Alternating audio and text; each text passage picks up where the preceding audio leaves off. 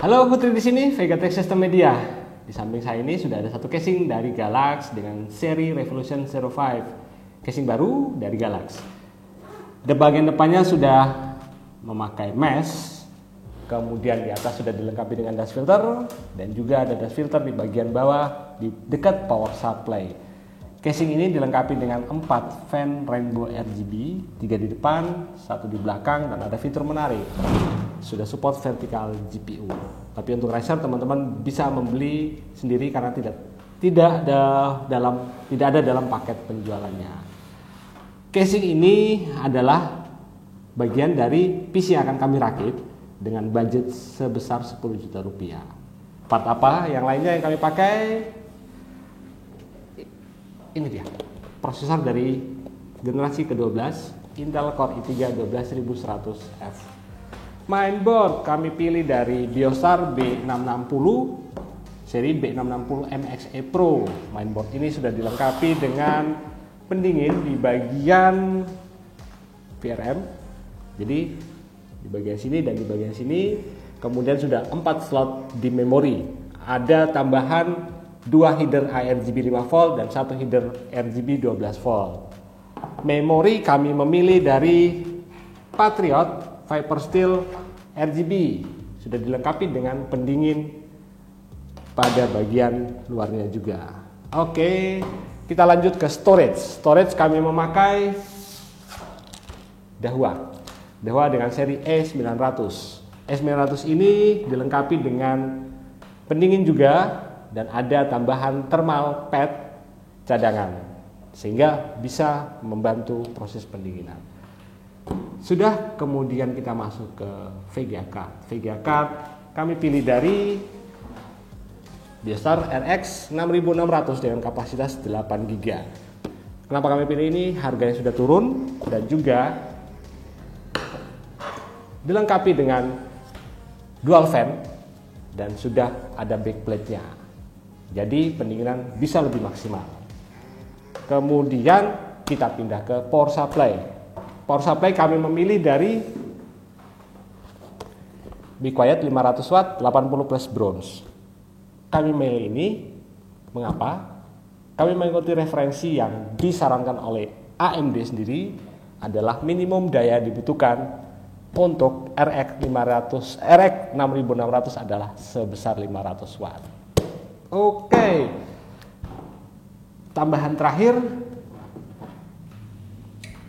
heatsink band Thermalright Assassin X SE 12 cm ARGB 4 heat pipe dengan teknologi Heat Direct Touch.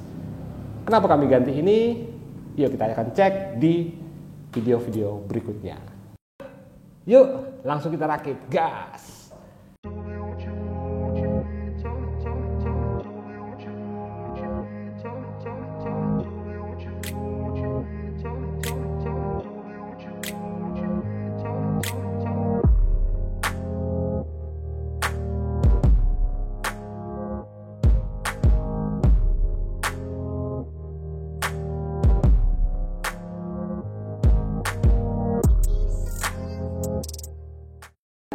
Seperti inilah penampakannya setelah kita rakit semua part yang sudah kami jelaskan di sebelumnya.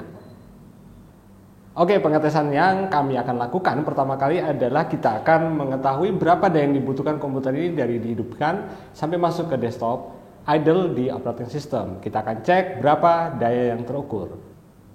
Kita sudah mengetahui berapa daya yang dibutuhkan komputer ini untuk idle, watt ya, maksudnya watt yang dibutuhkan komputer ini dari dihidupkan sampai ke desktop operating system.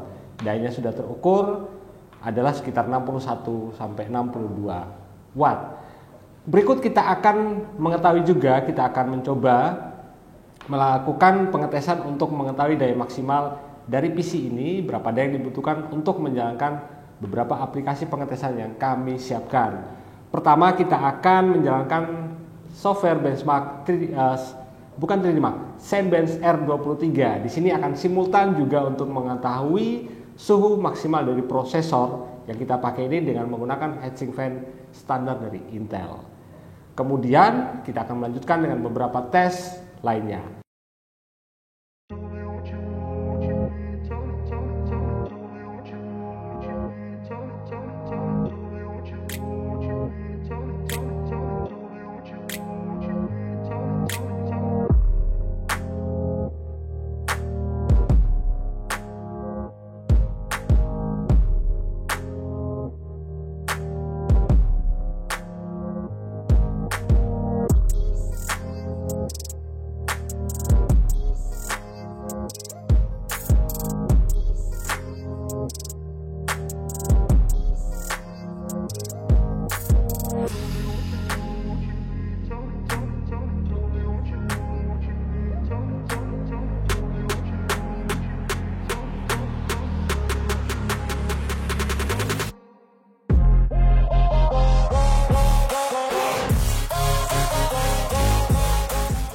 Kita sudah menyelesaikan benchmarking dengan Zenbench R23 untuk mengetahui daya maksimal dari PC ini adalah 135 watt.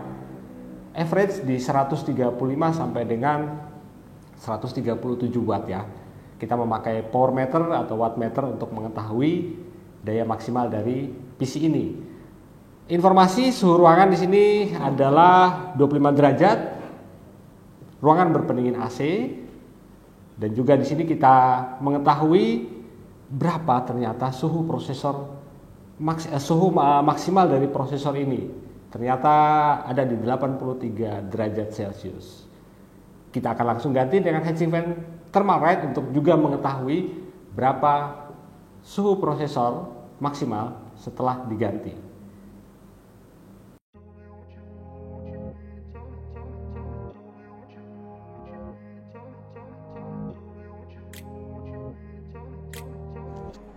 Yuk kita langsung ganti heatsink fan standar Intel dengan heatsink fan dari Thermalright Assassin SE120.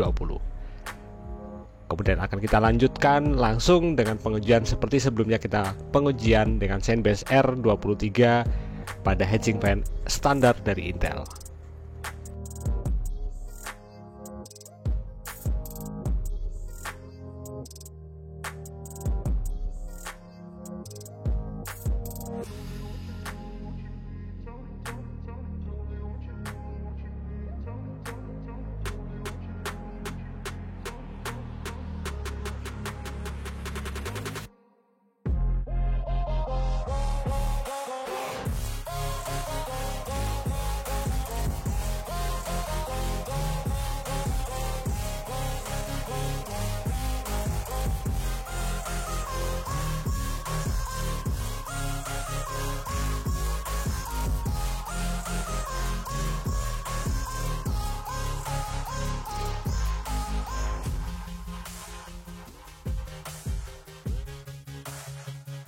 Kita sudah selesai melakukan pengetesan heatsink fan standar Intel dan Assassin X120 RSE dari Thermalright. Di sini kita mendapatkan selisih suhu yang lumayan, yaitu 20 derajat Celcius dengan peningkatan skor dari Zenbench R23. Jadi teman-teman bisa menyimpulkan mengganti heatsink fan dari original ke heatsink fan Thermalright ini memberikan efek yang luar biasa, meninggikan prosesor dan juga membantu performa komputer Anda menjadi lebih baik. Kita akan lanjut pengetesan berikutnya dengan 3D Mark dan beberapa game. Pengetesan performa gaming di PC ini kita mulai dari 3D Mark Firestrike.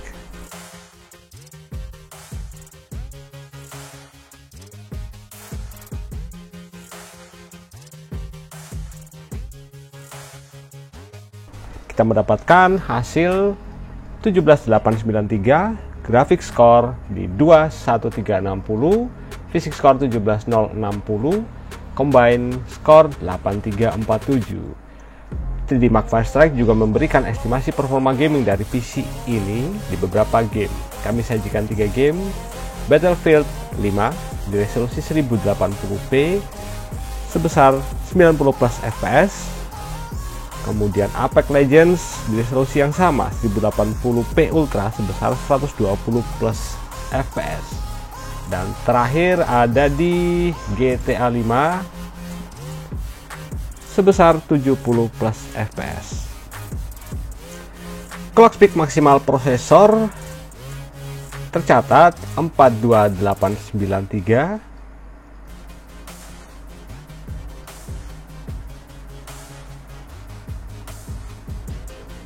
Kemudian untuk GPU clock frekuensi sebesar 2107.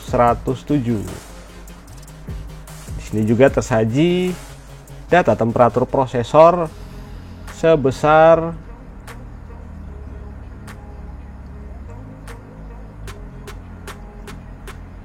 53,93 derajat Celcius, dan temperatur untuk GPU Biostar RX 6600 adalah sebesar 53 derajat Celcius.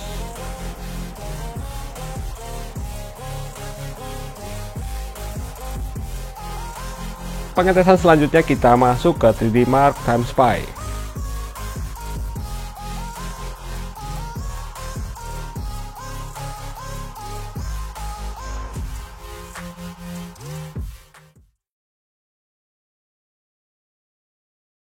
pengetesan 3D Mark Time Spy, kita peroleh skor 7117 dengan VGA card Biostar RX 6600, grafik skor 7260, CPU skor sebesar 6403 untuk prosesor Intel Core i3 12100F.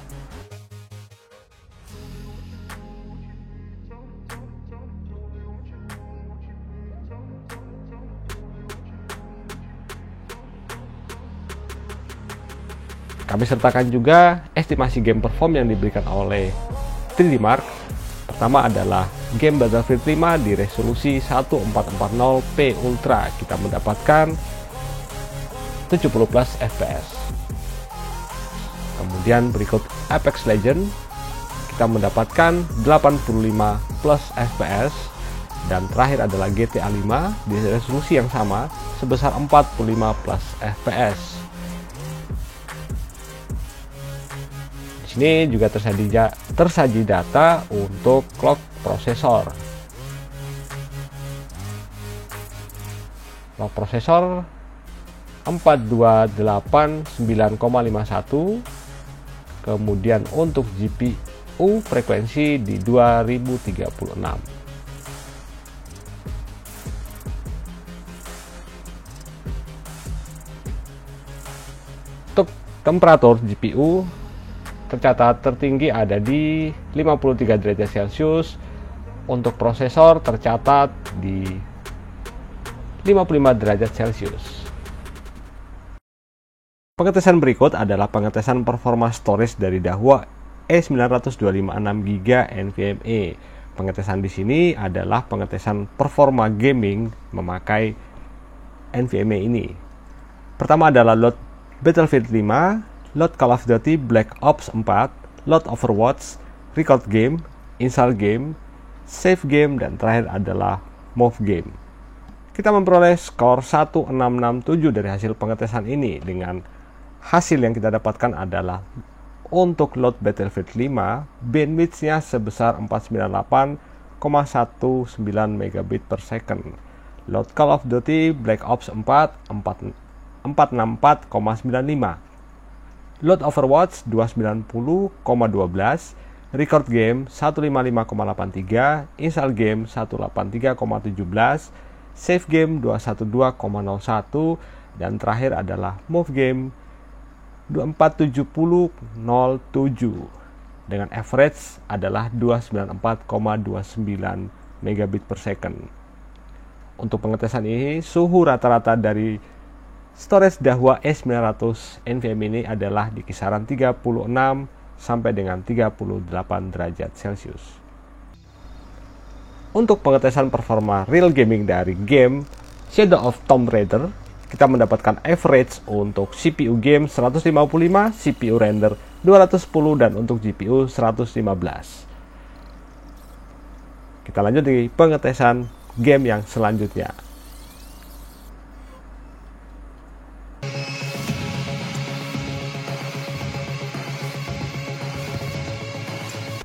Rentang FPS yang kita dapatkan untuk game Cyberpunk 2077 adalah sebesar 56 sampai dengan 63 FPS untuk settingan preset di high.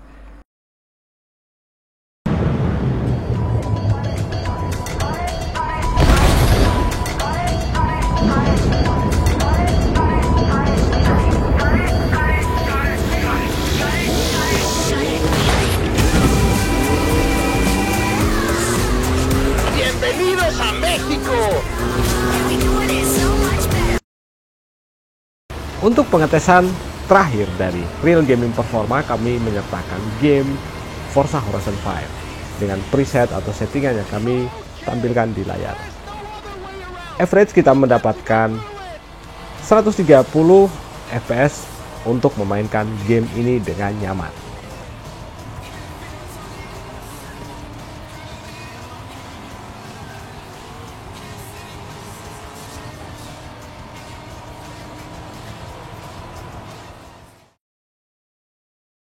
Dan akhirnya kami sudah menyelesaikan proses pengujian PC yang sudah kami rakit ini.